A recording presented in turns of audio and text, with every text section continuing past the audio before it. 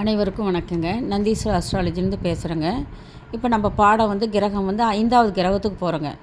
ஞாயிறு பார்த்துட்டோம், திங்கள் பார்த்துட்டோம், செவ்வாய் பார்த்துட்டோம், புதன் பார்த்துட்டோம். இப்போ குரு பகவானா 5வது கிரகமாக பார்க்குறேங்க.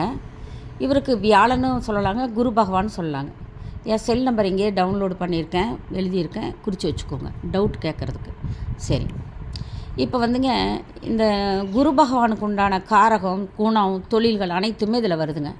இப்போ இது தெரிஞ்சால் தான் உங்களுக்கு வீடுகளும் பாவத்தையும் இணைக்க முடியுங்க. சரி, வீடுகளும் கிரகங்களுடைய காரக தத்துவங்களை இணைக்க முடியுங்க. குருனாவே தெய்வங்க, ஞானி, ரிஷி, பசு, பூஜை அறை, குரு, ஆசிரியர், வழக்கறிஞர், நீதிபதி, வேதம், வேதகுரு, பக்தி, ஞானம், ஒழுக்கங்க, கோவில், ஜீவன், தத்துவம், உயர்குலம், பிராமணன், நீதி, நேர்மை, நாணயம், கண்ணியம், கட்டுப்பாடு, தொடை, மூக்கு, நிர்வாகி, அன்பு, அமைதி, இதெல்லாம் குறிக்குங்க. குருன்னா இப்படி தான் இருப்பாருங்க. இந்த குருவின் நிலையை பார்த்தாவே யோகிங்க நிலை தான் வருது. சரி, இப்போ குணத்தை பார்க்கலாங்க. குருனாவே பொய் பேச மாட்டாருங்க, ஒழுக்கமாக இருப்பார், பக்தி மார்க்கமாக இருப்பாங்க, தெய்வ நம்பிக்கை அதிகமாக இருக்குங்க, சாந்த குணம் இருக்குங்க, பொறுமை இருக்கும், நேர்மை, மனித நேயம் இருக்கும், பண்பாடு, மதிப்பு, மரியாதை, கடமை, கண்ணியம், கட்டுப்பாடு, இவ்வளோ இருக்குங்க. குரு குழந்தைகளுக்கு வருவாங்க. குருனா குழந்தைகள். சரிங்க, இப்போ இந்த குருவினோட குணத்தை பார்த்துடுறோமா. இப்போ குரு வீட்டில் இருக்கிறாங்கன்னு வச்சுக்கோங்க. தனுசு வீட்டில் குரு இருக்கும். தனுசு வீடு குருவினோட ஆட்சி வீடு, உச்ச வீடும் கூட. மீனமும் குரு வீடு ஆட்சி வீடாக வரும். இந்த சூரியனுக்கு சந்திரனுக்கு தான் ஒரு வீடுங்க, மற்றதுக்கெல்லாம் 2 வீடு வரும்.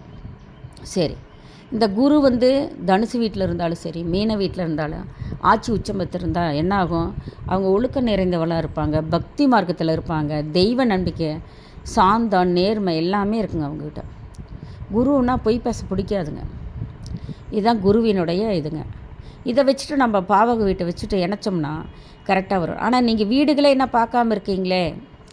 இப்போ அவ்வளோ ஸ்டூடெண்ட்டு தான் இருப்பாங்க போல் நான் நினச்சிக்கிட்டேன். வீடுகளின் பாவ காரத்தத்துவம் தெரியலனா எப்படி கிரகத்தோடு மிங்கிள் பண்ணுவீங்க? அது தெரிஞ்சால் தானே இது தெரியும், இது தெரிஞ்சால் தானே அது தெரியணும். ஒன்று தெரிஞ்சு ஒன்றை விட்டுனா தப்பாக தான் இருக்கும். சரி, குருவின் இப்போ வீடுகள் போட்டிருக்கேங்க, 12 வீடுகளுக்கும் போட்டிருக்கேன். 3லேயே முடிச்சிட்டேன், 3 படத்துலையே. 1, 2, 3, 4 வீடுகளுக்கு ஒன்றா கொடுத்துருக்கேன். 4, 5, 6 வீடுகளுக்கு பாவகத்துக்கு ஒன்றா கொடுத்துருக்கேன் காரகத்துவம்.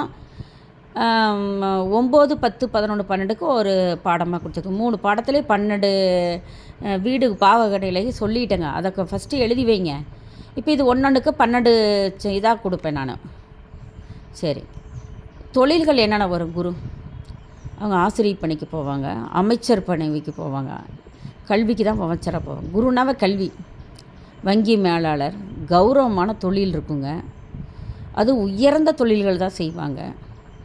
நிர்வாக பொறுப்புள்ள உத்தியோகம் கிடைக்குங்க.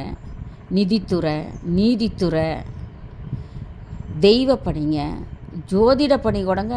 இந்த குருவினுடைய ஆசீர்வாதம் இல்லைன்னா போக முடியாது, பேச முடியாதுங்க. ஜோதிடம் சொல்ல முடியாதுங்க அவங்களால. சோதிடமே கற்றுக்க முடியாது. அதுக்கு ஒரு நான் இது சார்ட் போட்டிருக்கேன். எப்படின்னா சோதிடம் கற்றுக்கிறதுக்கு கூடங்க ஒரு நிறைய அம்ச அடிப்படையெல்லாம் இருக்குங்க. அவங்க தான் ஜோதிடம் கற்றுக்க முடியுங்க. அந்த ஜோதிட பணி சும்மா இல்லைங்க. ஆன்மீகத்துறை, அறநிலைத்துறைங்க. அதே அது கூட குருவோட இதாக வருது. யோகாசன பயிற்சியாளருங்க, வேத விற்பனர், வேதங்கள் கூறும் ஆசான்கள், தர்ம ஸ்தாபனத்தில் பணி. தர்ம ஸ்தாபனம்னா என்னங்க? தர்மங்களாம் காசு பணம் வாங்கிக்காமல் இலவசமாக சமூக சேவை செய்கிறாங்களங்க, அவங்க தான் தர்ம ஸ்தாபனர்னு பேருங்க. அப்புறம் பொருளாதாரத்துறை, உயிர் பாதுகாப்பு. உயிர் பாதுகாப்புன்னு என்னங்க? விலங்குகளுக்கு பாதுகாப்பு, பறவைகளுக்கு பாதுகாப்பு, மனிதர்களுக்கு, இதெல்லாம் சேர்த்தது உயிர் பாதுகாப்பு. இதெல்லாம் குருவினுடைய தொழில்களில் வரும். குணாதிசயங்கள் வரும். தெய்வம் பாருங்கள், குருனாவே தெய்வம் வந்துடுது, ஆசிரியர் பணிக்கு போகலான்னு வருது. இந்த மாதிரிங்க ஒழுக்கம் சார்ந்த ரொம்பவும் நேர்மையான வழியில் இருக்கிறதாங்க இது. சரிங்க, இதை வந்துங்க எல்லாத்துக்கும் நீங்கள் சப்ஸ்கிரைப் பண்ணுங்கள், எல்லாத்துக்குமே அனுப்புங்க, ஷேர் பண்ணுங்கள், லைக் பண்ணுங்கள், எல்லாத்துக்குமே லைக் பண்ணுங்கள், ஷேர் பண்ணுங்கள். அப்போ தான் வந்துங்க எழுதி வச்சுக்குவாங்க. ஒரு சிலருக்கு சப்ஸ்கிரைப் பண்ணினா வராதுங்க, பாடத்தொடர்ச்சியே வராதுங்க. டவுன்லோடு பண்ணிக்கங்க, செராக்ஸ் எடுத்து வச்சுக்கோங்க. அதுக்கு தகுந்த மாதிரி கடைசியில் நான் எப்பயுமே உங்களுக்கு கேமரா காட்டுவேன்.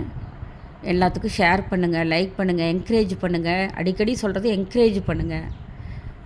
வணக்கம், சுபம்.